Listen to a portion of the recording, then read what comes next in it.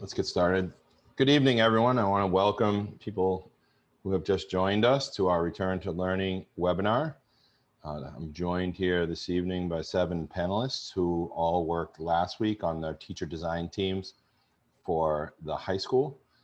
We worked in conjunction with a district level pre-K to 12 team all last week, and then broke out and split into designing our models that need to be presented to the state as the high school unit only. So I have Brian Managoni, the assistant principal, Allison Dolan, biology teacher, Brett Burnett, social studies teacher, Johanna Wilson, technology, and one of our moderators along with Mr. Burnett. Bob Hickey, he is the curriculum leader for the English department, and Tate Shippen, he's a mathematics teacher. So they'll be joining us tonight and answering some of the questions later as we go along. Purpose of the webinar today is really to share our current planning today, and what we've been continuing to tell everybody is that this plan is as of today. Things are changing so rapidly at the state level and at the national level that we are really trying to stay flexible, and much of our work has been very fluid along our presentation and planning opportunities. So today we're going to do a quick presentation. At the end of the presentation, the question and answer button, which is in the bottom of your screen, you'll be able to click in there and ask specific questions. 2 of our panelists will moderate the questions, and then the rest of us will work to try and answer them as best we can together. I do want to be up front and tell you we don't have all the answers. We are still waiting for some things from Department of Education, and ultimately this is the plan as of now. The final decision resides with the school committee. So what we will present tonight is a lot about options and things that are available to kids and families. So these are our key messages, and we've been trying to keep these out in front of every presentation that we've been doing. And the financial challenges, absolutely unprecedented. There's never been a time in my career as a principal where I've had to order 10,000 masks and 600 gallons of hand sanitizer just to get us through the first 8 or 10 weeks of school. So we really believe that the only way through this kind of mess is to make sure that we collaborate, we compromise, and that we stay flexible. And flexibility is really in the center of everybody's mind. We know people will make mistakes, and we're always assuming positive intent is the key. We really want to try to work together to keep things moving forward, and then make adjustments where we need to. And then the new reality means change is unavoidable. There's both opportunity and loss, and these are exciting and sad at the same time. Those opportunities, some haven't even been thought of yet, and we've been really pushing people in our webinars and in our forums that we ran today to think about ways that we can do things differently. How can we do the usual school things differently? School will look very different for kids in the fall. If we were to go back tomorrow, school would not look anything like school was on January 8th or 9th or 10th. It really will be very different, especially depending on the model we choose or the model we go back to. And we want to make sure people understand that. Some of that we'll wrestle with that loss. So this is a list of the things that have been happening this summer. We've really been working, I've been working with teams this is my eighth day this week, and I have 2 more coming up that we're working with teams of teachers, administrators, specialists, special ed people, counselors, parents, kids, just trying to gather information, get information, ask people to take a look at our plan, tell us what they think, ask us questions about how things will work and not. In late July, the school committee heard some preliminary thinking from our new superintendent, Superintendent Banios. During the week of 27th to the 31st, I talked about earlier, the design teams. I want to thank the teachers who are here tonight that really worked hard for that week to come up with the charge of the state, which was to have school departments come up with 3 models, all 3 models, in-person, hybrid, and remote. And these people who are here with us tonight really did a great job thinking out of the box, trying to figure out ways to keep kids connected with school, whether in school or out of school, and try to find different ways to do some things. So we'll share that stuff with you a little bit later in this presentation. Ventilation checks were done last week. We're waiting for the final report, and that's at all schools, really checking to see what airflow is like and what's working and what's not working right, where we need filters and where we need adjustments. So that's ongoing. And then on Friday, we had to submit our high level plan to the state. It's really a draft of these are the things we're thinking about right now. There were certain things that had to be included on a template that the state sent out. So we submitted that after the 5 days of work by the design teams last week. Team all through July, this whole week, we've been working for the last 3 days with leadership team, trying to take all of that work, focus groups.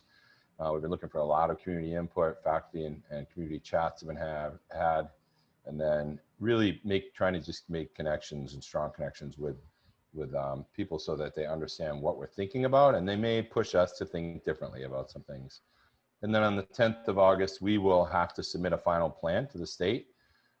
So before that time, the school committee will review the plan, discuss it, and then adopt the plan, an updated school calendar, and then decide on the direction. So the school committee, as I said earlier, will ultimately decide how we start school.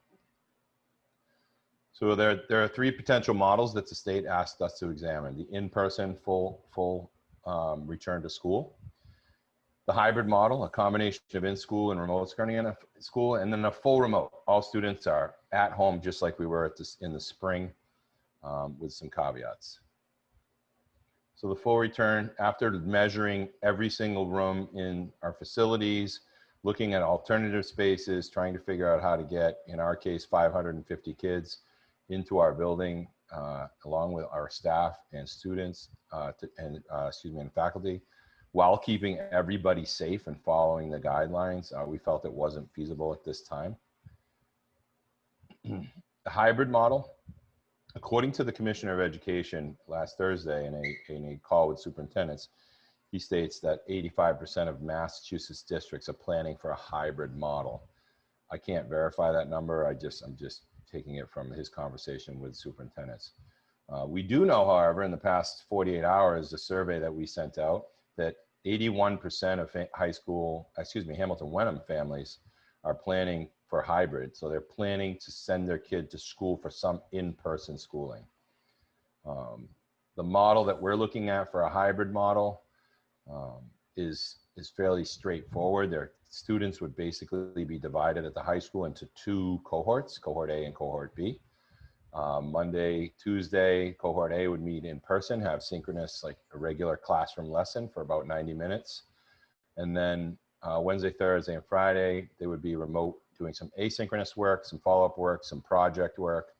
There's time to meet with teachers and specialists throughout the 5-day schedule. They would basically follow a full 7-period schedule over 2 days, and I have a graphic that'll show this much better. But essentially on Mondays, the cohort A would go to Class A, Class B, C, and D for 90 minutes each. They have lunch, and we'd have a little bit of check-in time. And then there are also other opportunities for high-need students, additional in-person time, kids that need specialists, have specific IEP requirements, and kids who are in specialized, individualized programs. On Wednesdays, some students may be in school. Those kids who are specialized programs, English language learners, kids who are in 504s with a specialized initiative within their 504. This one will do some deep cleaning of the building. We'll also have staff in the building collaborating and planning and doing some office hours, working together to try and balance the load of the extreme change in our model for this year. And then full remote is the third possibility. We have 2 possibilities at the high school. I will say right now, the district is working on 2 different models. There's a K-8 virtual model, which is being explained by the middle and elementary schools. I'm talking only about the high school tonight. Full remote, there are 2 possibilities. There's a learning management system that the state has vetted, and they just released the name and the website to us today. So I've only looked at it for about 5 minutes. So So I don't have a lot of answers yet about that. I'll do more research on it this weekend. But basically, students would choose this learning management system, and that's where they would take their classes. Classes in that learning management system are designed to mirror the Massachusetts curriculum frameworks and also meet the needs of kids K to 12 in school. So one of the questions that people ask is, well, do they have a Chinese class? Yes, they do. And those classes are online with through a state-run agency using a learning platform the kids sign into, take their classes. Those classes will also be a combination of asynchronous and synchronous learning, but they will not have Hamilton Wenham teachers teaching the classes. They're an outside provider. Kids that choose to go in the learning management system, or families and kids that choose, they will be able to still connect with the high school and the school community. We're looking at developing an advisory. We're also looking at creating some interest-based groups so that kids can, by interest, sign up and work together with kids with like interests and develop some type of a project. And we're looking at a lot of project-based learning through these models. The second remote is really being included with the hybrid. So there will be one model stacked on top of another. The disadvantage would be that kids that choose to stay at home remotely wouldn't have the in-class experience. And that could be a debate, it could be some type of a lab, it could be some group work outside. There's a lot of things that they wouldn't get. So I'll use that as an example. A student who's in the hybrid model, on Monday's first block, that's your A period block, that student would go to class for those 90 minutes or so. And if there was a remote student also signed up for that same class, they would be able to access the class materials, access anything that gets posted in the Google Classroom, which all teachers will be using. Then at that point, the student would be working remotely on their own with some supports by the teachers in the 5 major areas: math, science, social studies, English, and languages, and also be able to get into some Zooms or office hours, be involved in advisory and other things that we put together to kind of connect kids back to school during remote.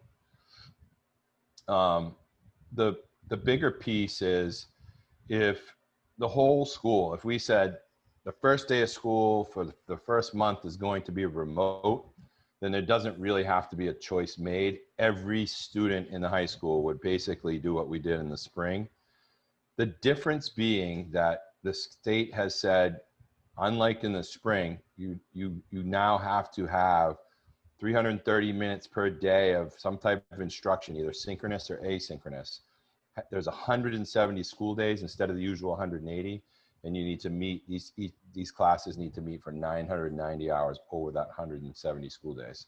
If we do the math, that's 330 minutes of instructional time each day.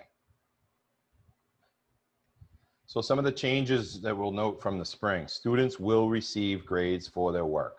That's a big one. That is a driver. We think that will help kids get on board. School time on learning requirements, as I just discussed, those will be in effect no matter what model we're in. And then attendance is required to be reported, just like it is any other time.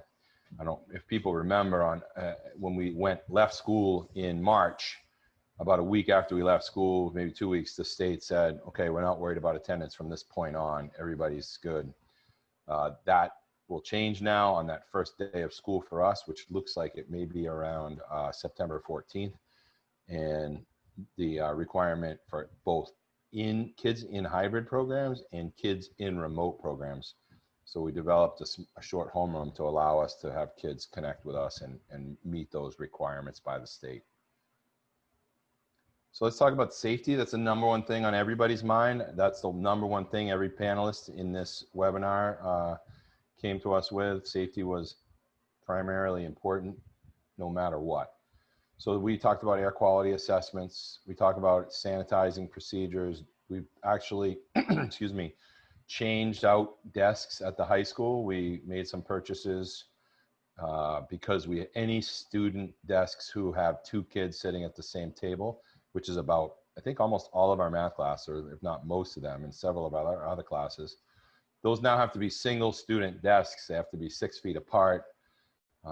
So we had to buy a different type of a desk that will help us to do that, and desks that we think will be useful down the road too, as we slowly go back to our kind of our group and collaborative models.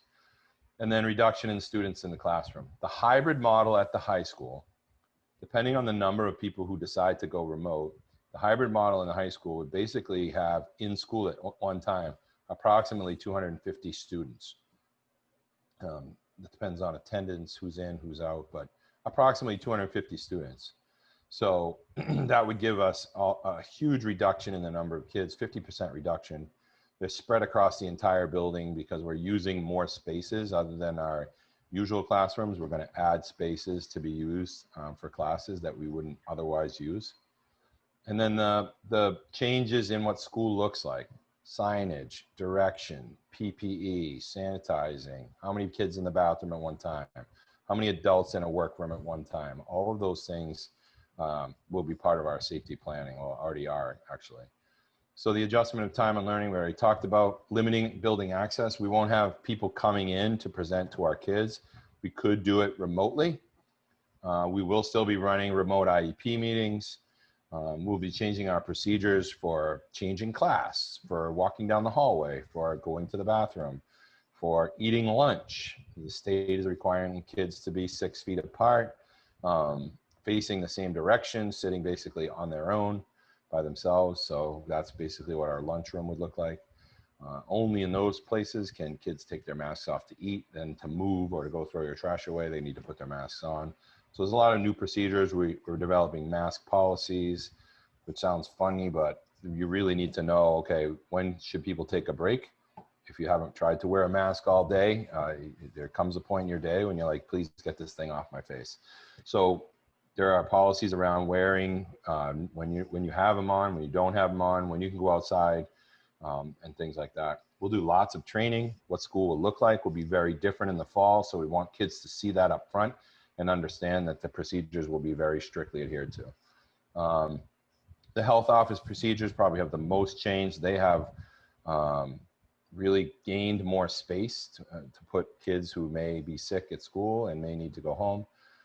Spreading things out again, putting kind of isolation areas, and then the office areas for looking at kids. They're the type of PPE that nurses, health nurses, school nurses now have to use is much more than any of the rest of us. They have shields and bibs and gloves and things like that. So we have to purchase all of that.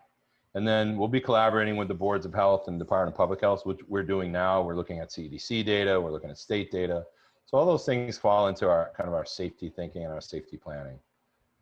Community, important. We really learned in the spring that community was important. Those personal connections for kids was a huge loss for our kids. You know, the social connections to their friends, the social connections to their teachers, being together in teams and groups, and all of those pieces that really drive what school is.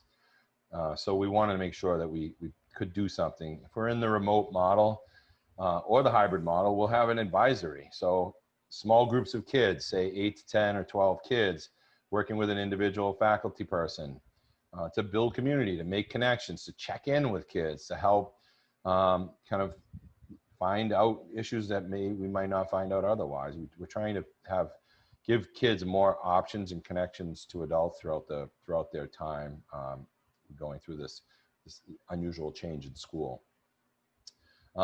Really an opportunity for us to change how we do things, where interest-based groups can be added. So if we're in a remote model, what does that look like? I don't know, pick an interest-based group, and I'll use the chess club as an example. They can do online chess competitions. There are a lot of opportunities for them to meet and talk about chess. So those types of things will evolve, and there may be down the road as we go opportunities for small groups to meet outside to do small community projects or things like that. So we want to really look at all the ways that we can connect our kids to the school community and the greater communities that they come from. Learning supports. We all know that high school students generally have some type of one-to-one device. Most of them have more than one. Most of them have 2 or 3 or 4. Some have more. But we know they have the devices to be connected. We have the Wi-Fi. We have a Wi-Fi that can manage over 3,000 devices during a school day, so that's helpful. It's pretty robust. It works in a lot of areas outside and inside, but we know after last week, our teacher teams were like, we need more robust Wi-Fi outside if we're going to be outside. We need to, make some adjustments there. So those are some of the structures we're going to look at. The school year is now 170 days, so we'll be starting, kids will be coming in 10 days later, and those 10 days will be for teachers to really build and design what they'll be doing with their kids. Because as I said earlier, the time in class or time on learning, as the state phrases it, is being really measured this year. And essentially it won't be 2 Zoom a day and then go do some work. Kids will be expected to be in classes, working on work throughout the entire school day. We're looking at prioritizing the standards based on our department. So the English standards, we're going to ask our English teachers to look at those standards, preview them, review them, and then develop these prioritized standards to focus on up front. And as we, either go further out or further into remote or hybrid, depending on how we move, we can shift those standards. And then a focus on project-based learning for many of our areas. One of the things we came up with last week to allow us to build the second remote piece, the teachers and team came up with this combining of CP and honors classes into one. So kids can still be in a CP class and kids can still be designated in an honors class. They'll just be together while we're in these remote and hybrid sessions. That allows us to free up some of our teachers, and not a lot, but some of our teachers, to support the kids who are in their remote time. So if you remember cohort A would be in the building on Monday and Tuesday. Wednesday, Thursday, and Friday, they're home remotely working on asynchronous work. This model of combining CP and honors will allow us to put teachers in place for kids to check in with kids, to help answer their questions, redirect them. And that, in conjunction with the regular teacher's office hours, we'll be able to make some strong and consistent connections with kids. Clear and consistent digital procedures. We heard some of the feedback from last year. We plan to use Google Classroom, Zoom, Screencastify, Flipgrid. Some of those are the things that are a staple to what we do. And, that'll be really a requirement for everybody to be on the same page. We did at one point, and I think in mid-May, we finally decided, weekly plans for kids were much better than giving them something day to day. So we'll keep those models in place based on feedback from the community. Staff training, we will continue to train. We've been doing it all through the spring. Our staff have been involved. Johanna Wilson has been a hero in the training department, not only building and managing the training website, but also doing the trainings along with some of her counterparts across the district. We will continue to do that. We have teachers that will specialize in some areas that will help us to do some training to meet the needs of both remote and hybrid learning. And then maximizing collaboration. We're really trying to give teachers time together. So on Wednesdays, one of the 90-minute blocks is where teachers can come together and really work on deciding how to manage, say, 2 teachers teach geometry. Those 2 teachers can work together on building asynchronous and hybrid models or of presentation and kind of manage and balance the workload, and also minimizing new initiatives across the school. We want to focus on what's going on in the classroom and the academics, and really try to keep some of these other initiatives out of our teachers and our students' way. So this is the hybrid, the hybrid for one cohort.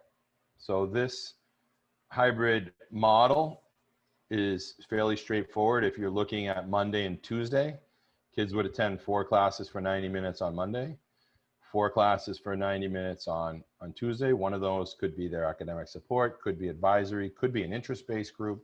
There's a number of ways we can manage that. And then Wednesday, Thursday, Friday, they are remote, and it flips over so that cohort B will come in and do live classes on Thursdays and Fridays.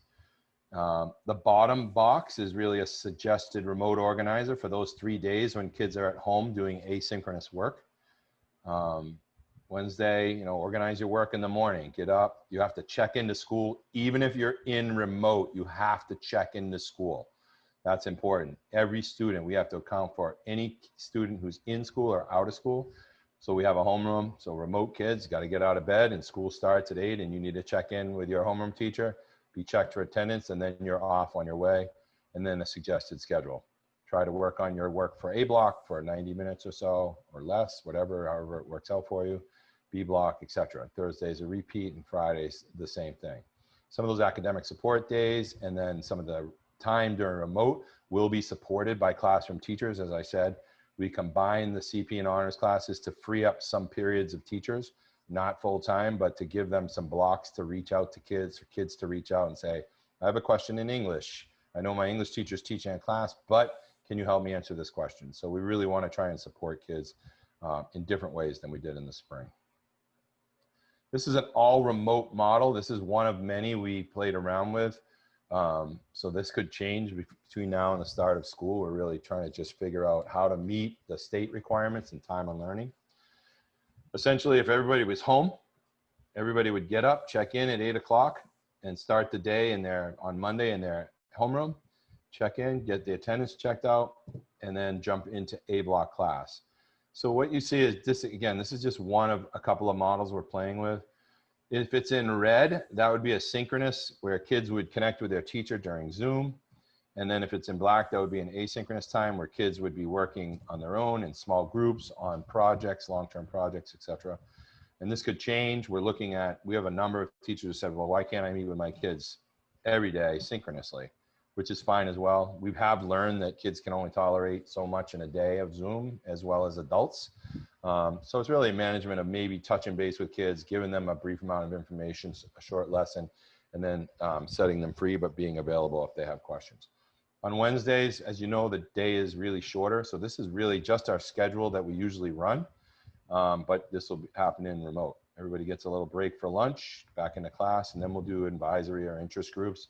And then that common planning time for teachers, which would give them time to be in groups with like teachers and working towards managing the workload for their courses. So they could develop some asynchronous lessons together. They could work on managing how to keep things aligned for kids, both in remote and maybe in hybrid at the same time. So there's a lot of opportunities for us in this schedule, and it's much bigger and much more of a commitment for kids and adults throughout the day than it was in the spring. So that's one of the things I think people need to understand will be very different about school. So here's the point where we can start filling up the Q&A. I know I threw a lot of information out there. Feel free to ask any questions. We are going to do our best to answer questions. If we can't answer your question, I intend to take the questions, all the questions that are asked this evening. We're adding them to an FAQ database. We're sorting through and trying to mine out like questions and then answering those, and we will publish those. Superintendent is working with a communications group to develop a website that will allow us to have everything kind of one-stop shopping for everybody and be able to give people the opportunity to find information when they need it based on elementary, middle, or high school level, or just kind of overall district information. So you can pop your questions, if you have them, into the Q&A, which is located, I believe, on the bottom of your screen. It's the top of mine. I'm going to shut off the screen sharing and open up the panelists. You should be able to see all 6 of us. 7 of us, sorry. It's like the Brady Bunch. One question that keeps coming up is why, when students are remote, why aren't they able to zoom into the classes with cameras or, you know, and be part of the class on the days that they're home? Sure. There's a number of answers to that question. One of them is the privacy. We'd have to guarantee that the camera would stay specifically on the teacher itself. The second one is money. It's a huge expenditure. They have cameras. I'll just name one. It's not a favorite. I just happen to know about it. It's called the Swivel, where you can, as a teacher, you wear a lanyard and that camera can follow you fairly closely. It's not perfect, but those things are expensive. They run from between $2,000 and $10,000 a classroom. We'd also have to increase our internet access because everything would be traveling over the Wi-Fi or traveling over our networks. And then again, I said the privacy piece. So there's a number of pieces to that that make it difficult. We also know that research shows that when kids are watching live classes, they really miss out on about 70% of the information. They pay attention for a minute or two, and then they do something else, and they pay attention, then they do something else. So we feel like if we record and do asynchronous lessons, they'll be better for kids to go back and repeat over and over. You know, it's nice to be able to go back into a video and say, geez, what did Mr. Shippen say in this part of the video about this? So we're trying to support kids as much as we can outside of that learning environment. The other thing is too, some of the things that will happen, maybe like a debate. It'd be hard for remote kids to be involved in a classroom debate or a lab. Safety, you were going to jump in? Yeah, I was going to jump in because I saw some questions about the honors and CP combined classes. If we move in that direction, there are skills that we want all our students to be focused on in all of our disciplines. And so there would be core instruction that would be appropriate for CP and honor students.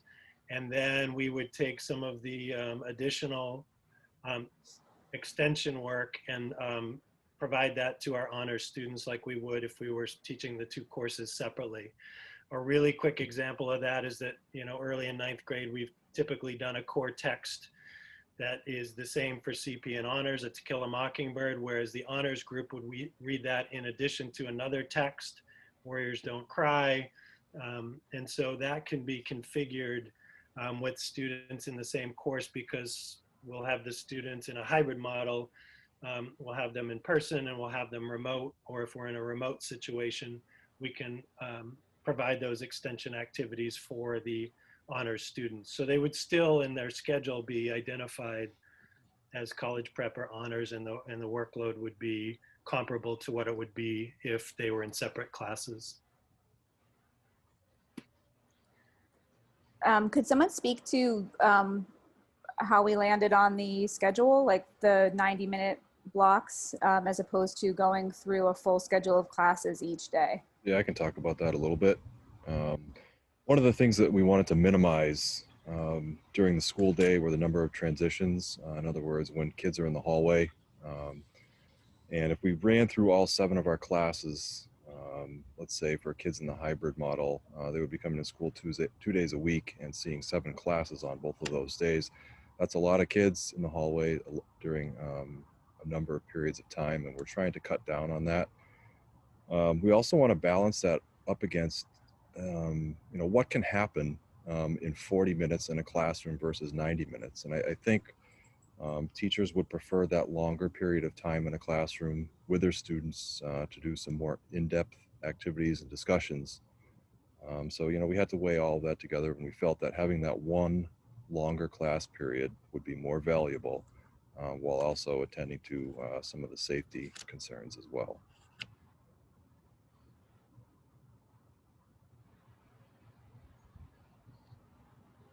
We have a couple safety concerns regarding if there is a positive student in the school. You know, how would that work? Do we shut down just certain rooms, teachers?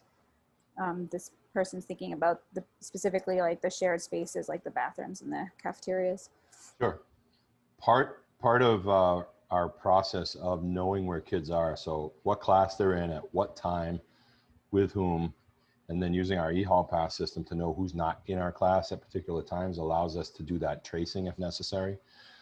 If a case popped up, the state has issued guidelines to school systems and districts based on CDC and the Pediatric Society on how to respond to that. One case wouldn't trigger everybody going home. It would trigger probably an isolation of kids that were in direct contact, given the guidelines that we know. Our nursing staff has been working on developing that. We are meeting actually with them tomorrow, the nursing staff and the local board of health people tomorrow to go through those processes. But it would be more than 1 or 2 cases to trigger us to suddenly go from an in-person model to out of school model. And then again, keeping the numbers low, keeping the transitions as limited as possible helps us to be able to trace out who is where and with whom at particular times.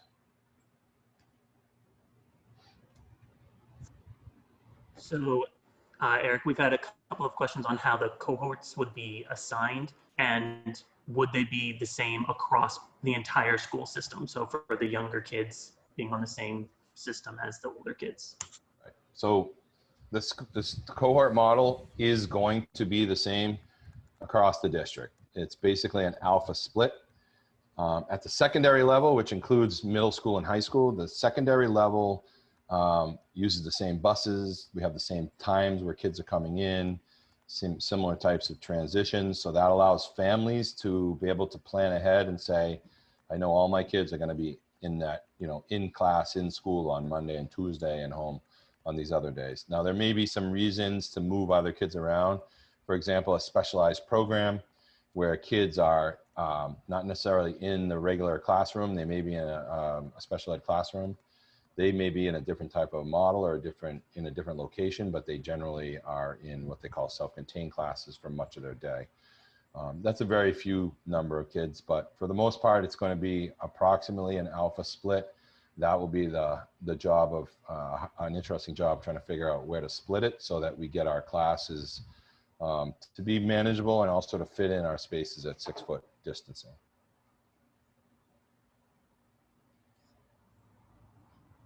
Can you speak a little bit to how the 90 minutes will be broken up? I know we've talked about other things like mask breaks and cleaning and things like that need to go into that. Like, how are we going to sustain students' attention for 90 minutes? So we're not the first school to jump into a 90-minute block. There are a number of schools across the globe that use an 88 or a 90-minute block, 4 periods currently as their regular schedule. This gives our teachers the opportunities to do bigger things, like in Ms. Dolan's case, she's a biology teacher. She's going to run a lab. It's got to be set up. It's got to be broken down. It's got to, things have to be cleaned.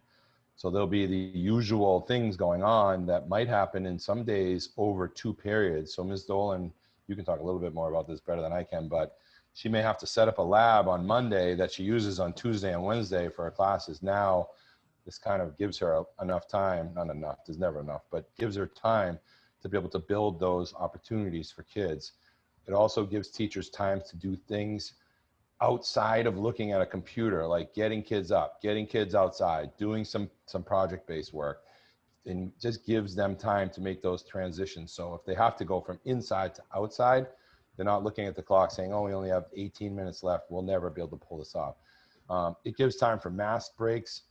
If teachers say, oh, I want to take my kids outside for a mask break, they have a few minutes to do that, come back in and go back to work. So it's pretty flexible, but I know some of our teachers have already worked in that type of model, so they'll be helpful in helping the rest of us transition. Allie, do you want to talk a little bit more about time use? Yeah, sure. For the science teachers, I think the 90 minutes will be really helpful for labs. So for example, if we only had 50 minutes, there's no way I would have time to set up a lab, have all students enter, space out appropriately, run the lab, and then have time to also clean up. So the 90-minute block is really useful for that. And also we're going to want to get outside and move around, not just be sitting at desks the whole time. So that 90-minute block is really important for just getting up and being able to move around and have more peer-to-peer interaction. Eric, I'm seeing a couple of questions about testing and what the school's response will be when there's a positive case. So we will not be doing any testing at the school level. The state's model that they've sent out is really self-identifying. And it's one of the things that as a school district, we are going to make very clear. Like if you have any of the symptoms, and I think we all know them now, sore throat, fever, stay home. Even if you have the hardest test in your life, stay home. So that, it may not be anything. It may be allergies that are causing a little bit of a throat issue or something like that. But we really want to impress upon people that we need everybody to help to make this possible if we were in an in-person situation. So there's no testing at the school level. We could say, Johnny's at the nurse's office. The nurse could call home and say, I have Johnny. He has a sore throat. He has a bit of a fever. I suggest you get him tested. I would guess most people would do that for their own safety and for their own family. So we do have the ability to send kids home. If there is a positive case, again, it's possible. It's already happened in schools that have opened across the country. I think it was Indiana had first day of school, one positive case. And again, it's educating people. The family in Indiana took their kid for a test the day before school started, never waited for the result, but sent them to school the next day. So those are things that we really want to work within our community to help them understand and to help our kids. I mean, think about how many kids came to school to take their AP bio test and sick as a dog and then took the test and went home. So those are our attitudes and activities that we need to change and work hard together to educate everybody and wearing the masks, keeping the social distancing, moving smaller groups than usual. Like when we move class will all help to mitigate that. The, time in between classes, giving kids more time and releasing fewer kids at a time cuts down all of these opportunities for transmission. So we're hoping that our safety plans help us in that matter, but we really do need the help of people in the community as well. And again, a teacher, or a student could come up positive and we work with it one case at a time. The Department of Public Health and the local boards of health and our school nurses are working on the kind of the finality. Like if this happens, this triggers kind of pushing everybody to remote. So they're still working on those. There are no specific numbers from the state either that say if you have 20 cases, you shut down. But that information will be forthcoming. I know I'll see a draft of some of that tomorrow and we'll get it out as soon as we can. Eric, we've had a few questions. Oh. Nope, go Brett. Okay. We've had a few questions about what the asynchronous days would look like for students. How long would they be expected to be at their computers? Is there going to be some like monitoring of this by the teachers? Just what is that? What structures are going to be in place for kids when they aren't in the building? It's a great question. When students aren't in the building, it's hard to have those structures in place in, say, a hybrid model, because on, say, a Thursday when kids from cohort A are home, their teachers are teaching cohort B in class. So there really are not structures. We're going to work with, when I showed the visual of what a cohort A looks like, we're going to give families, these are suggested times for work. We're also going to build in times where they check in with teachers from specific departments throughout the day. And then they can also reach out and check in with their teachers for their office hours on Wednesdays or any other times the teachers set up. So there's not really somebody managing the student during remote time all day. And that would be the same for even if we were all remote. There are times when kids will be expected to work on their own and work asynchronously, and then times when they'll be in a synchronous opportunity with teachers. I've got two questions here about if we were going to go full remote, would the teachers be required to be teaching from school or from home? So the model right now that the superintendent has initially presented is that teachers will, if we're in a full remote model, teachers will be at school. They will be at the building. That's the expectation today. That could change tomorrow, the next day, or the next day. And again, that'll be a school committee decision, but the current thinking is teachers can be in the building. It's easy to isolate 45 teachers in our building, in individual classrooms or locations, but also gives them the opportunity to work with teachers in like departments or like content areas, developing lessons, doing professional development, getting people the training they need, things like that during the time when kids aren't there. So, and it does also give opportunities for connections with teachers in special ed department so they can learn about kids, follow up on activities, connect with counselors and people who are missing. So all those things can kind of happen in one place. Limit some of the distractions from home that we all run into when we're working from home. And because the schedule will be kind of go, given the state requirements, it will be much longer and much more involved than in the spring. What about the attendance policy? Will there be any changes in that this year, given that people may be keeping their students home, families might be keeping their students home more often?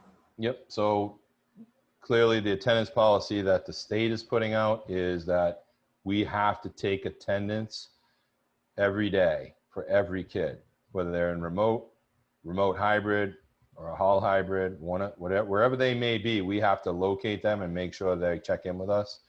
And there may be reasons where parents say, my kid's got a fever, I'm keeping him home. Okay, fine. You know, those are realities that we're dealing with right now. We still have the state laws that require us to check in at particular numbers of absences. I know Mr. Menegoni, you know, starts checking in with attendance at 5 absences and then 10. So we're still expected to follow through with those legal requirements. Excuse me. And also while making sure that, again, giving people the opportunity to not feel like they have to come to school when they're sick. We don't want to create that situation either. If kids are legitimately sick and parents keep them home, and we can connect and say, yes, I kept my son or daughter home today, and this is why. I don't think it'll be an issue. And I think in the bigger scheme of things, the state will be a little more flexible as we get further into this. Yeah, I could add to that a little bit. I mean, our attendance policy within the school isn't really going to change at all. You know, we'll Right. follow, like Eric was saying, the procedures that we already have laid out, which really emphasize communicating with home that, you know, your student hasn't been in school for 5 days. We just want to see if there's anything we can do to help out. But this year, it's going to be extremely important that parents and the school stay in close contact with each other if kids are home and not feeling well. That way the school nurse can determine if additional steps need to be taken in the school, and also working you know, with your child's primary care physician as well. That way the information flow you know, keeps moving along, and that we can take appropriate actions as needed. So that communication is going to be really key as it relates to attendance this year. There's a question about ALICE training, and if students are learning outside, what impact that might have on ALICE training. That is a great question. Keeps me up at night. ALICE training and fire drills are something I think about just about daily, because there are, again, state requirements for fire drills and getting people out of the building. I've asked for a meeting with the local fire department to discuss any options we might have. Under state law, we're required to do a fire drill within the first 3 days of school. In my mind, I don't know what that looks like with social distancing. And again, it's going to be an education piece. It's really going to be helping people to understand that even though this is a fire drill and we're all heading outside, which is, you know, in some terms better, then we can't mass in one place like we usually do. So we have to look at that and figure out different ways to do it. ALICE drill, ALICE for us comes down to getting yourself safe. So if you're outside and something's happening in the building, stay outside and get away. We've trained our kids to go to certain points. We've trained our teachers to go to certain points. We want to continue to do that. But again, keeping in mind, we got to make sure everybody keeps, you know, kind of in touch with that social distancing, the requirements of masks and things like that whenever we're together. And again, that's going to be just reinforcing with kids over and over and over, and having people working with groups of kids to say, okay, I'll use the incoming freshmen as an example. They don't really know our processes. So we intend to spend some time with them using the mentors and using some of our teachers to help them to understand and develop ways that we can make these things happen. Again, I think the ALICE drill is a tiny bit easier if kids are out of the building already. Never easy at any point, but in this case, if we have, say, 12 classes outside and something happens in the building, there's an easier prospect for getting kids away and getting kids to safe places. So we'll continue to have those conversations. We have our school resource officer, the chief of police is always open for chief of police is always open for conversation. So we really want to work with them to see what makes sense in their mind as well. Will there be an orientation for incoming freshmen still this year? Yes, we are in the process of developing that, but we're waiting to see what the school committee wants to do in terms of what we finally commit to, because that could determine whether or not we have to do something that's going to be virtual, or if we can bring small groups of kids into the school just to see what it looks like and maybe meet some teachers, because there is a value if we are in a hybrid model to kids being able to walk through the school, meet some of the teachers and some of the other staff in the building. But we have to wait until next week and see what the school committee wants to do before we figure out exactly what freshman orientation will look like. We have a couple questions about, if and when a student tests positive, who will be notified? Will it be the entire school? Will it be, the students that are in that class? What does that look like? So I would assume any notification would be anonymous. We're not going to say, Billy Jones was diagnosed with COVID today. That creates all kinds of issues with privacy. For our nurses, it's a HIPAA violation, things like that. So in maintaining our required confidentialities, I would guess that any communication like that would come from the superintendent's office, if not my office, to say, yes, we had a case in the building. This is what we've done. This is where we're going. Again, we're trying to figure out as many ways as possible to get information out quickly but efficiently. And those types of notifications will be important to not sit on and wait to get out. So we want to be able to not only respond quickly to let people know that something's going on, but also to let them know what we're doing, what area may be impacted, because if there's a case in a particular room, we need to shut that room down for a certain amount of time. It's got to be cleaned and things like that. So our communications are something I think that's important for me. I try to give parents as much information as I can at whatever particular time or whatever event may be happening, but we'll continue to do that. I believe it's going to probably come from the superintendent's office, but we'll get more clarification as we see what actually comes out tomorrow in the medical plans and the medical responses.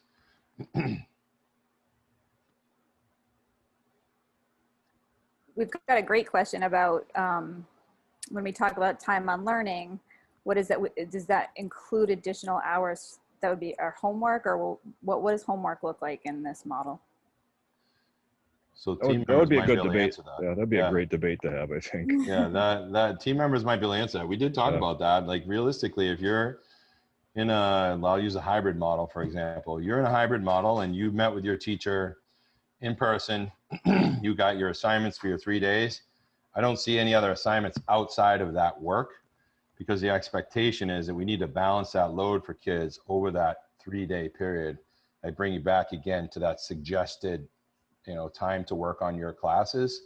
So your A block teacher would realistically give you another, couple of hours worth of work to do over that time. I wouldn't see homework on top of that. I think that asynchronous work is really kind of that out of class work. That's how I would term it, not necessarily homework. That's a tricky one. We wrestled with that one all spring, and we will probably continue to wrestle with that. There is a question about fall sports and what extracurriculars would be offered in the fall specifically. Yeah, I started to answer a couple of these. We're still waiting to hear from the MIAA about what they're going to allow for the fall. One thing that we've heard from the state is that if a school does go full remote, they cannot offer athletics. I think the logic is if you're not open for school, you can't have sports up and running. Some of the other extracurriculars, I think we have to consider on a case-by-case basis in terms of the amount of contact that students will have with each other, what kind of contact there is, things where there's any kind of singing.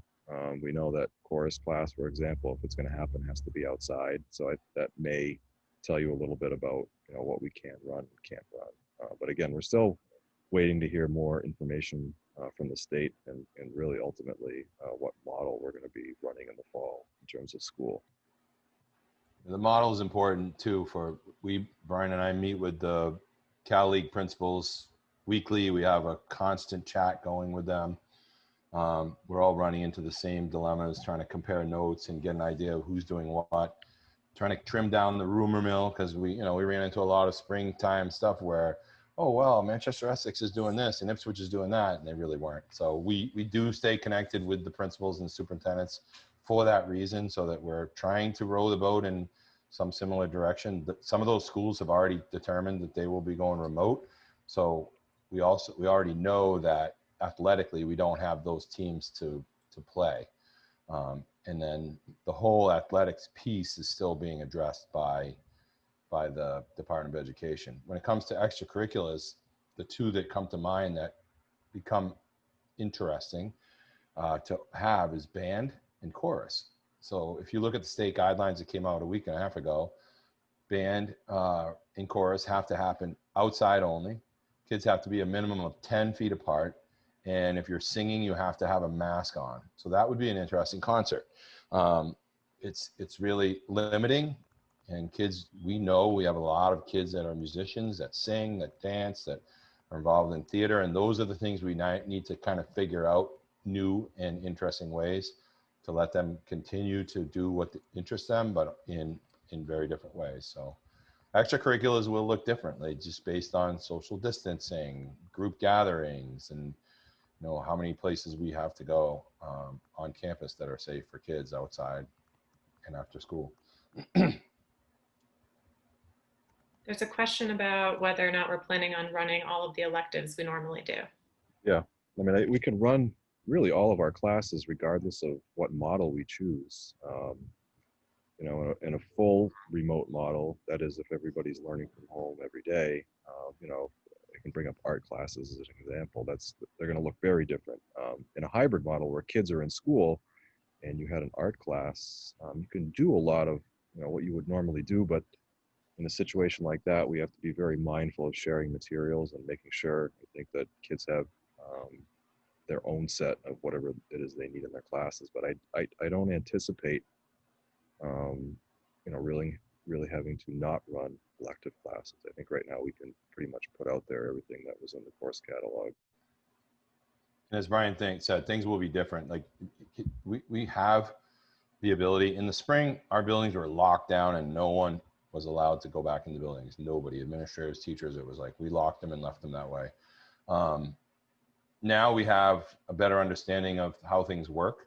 We have a better understanding of safety process and procedures. So ultimately in an art class, say, every 6 weeks, kids could, have the opportunity to swing by school and grab their next package of materials to use for the next project. I think Mr. Hickey was going to say something similar to that. I saw him kind of leaning forward, but go ahead, Bob. No, I was just, I saw a good, important concern in one of the questions about students who have 3 remote days and may have trouble in that, maybe had trouble in the spring, maybe the remote learning is difficult. So whether we're in the hybrid model or a full remote model,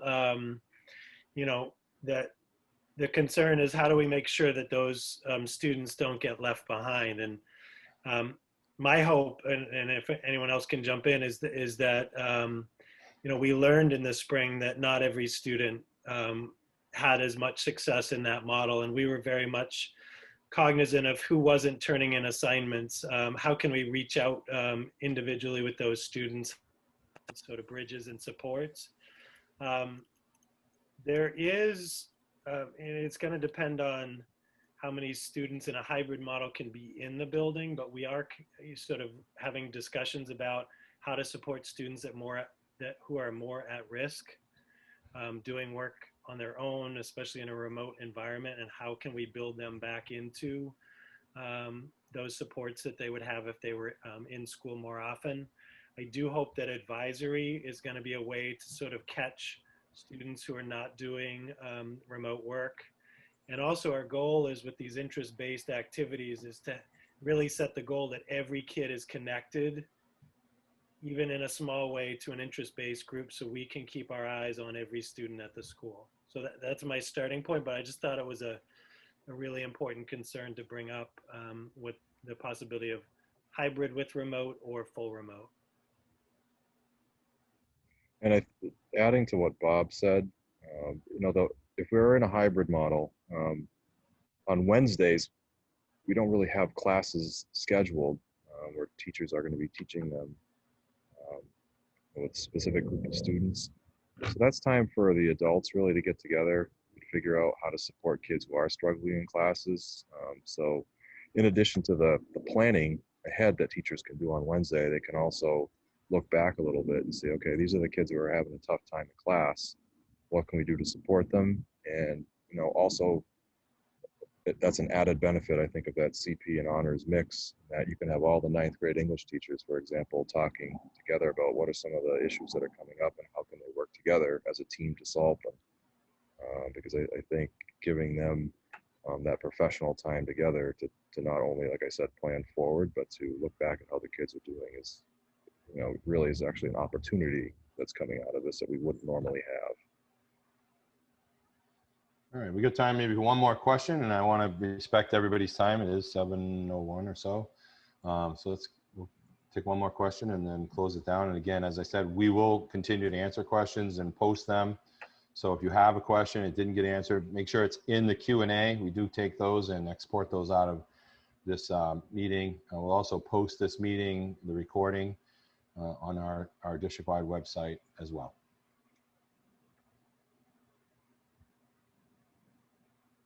You're on mute, Johanna. So there was a question on when the vaccine becomes available, hopefully soon, but is it going to be required for the students to have it before they return? So the reality of that is that wouldn't be a local level decision. It's none of that is now. It's really a state directive from the state level. It's a requirement from the state level to be vaccinated, et cetera, to go into school. So I would say we'd have to look for guidance from the state, because there are, as we know, there are a number of people that would be nervous of this kind of new first-time vaccine. Who wants to be first is the question people have to answer. And then people who are kind of wrestling with that from a health perspective as well. So I don't think you'd see a requirement from the school level. I think we would get some guidance from the state on how to manage that. And we would certainly lean on our boards of health and our medical teams to help us to make that decision and then kind of disseminate that information. So thank you, everyone. Really appreciate your time coming out tonight. There will be other opportunities to connect with us. We're going to do some more focus groups like we did today. Please jump into one of those. It's really just we ask you a question and you answer the question. So we turn the tides a little bit, but it's good information for all of us to have to make decisions. We want to be able to have as much information as possible to make good decisions for our kids and our families, and make safe decisions for our students and staff when they do return to that in-person model, whether it be on September 14th, December 14th, May 14th, whatever day that happens, we still want to be able to be safe, sound, and focus, be able to focus on the reason we're there, which is our kids' education. So thank you, everyone. We'll see you hopefully in another webinar.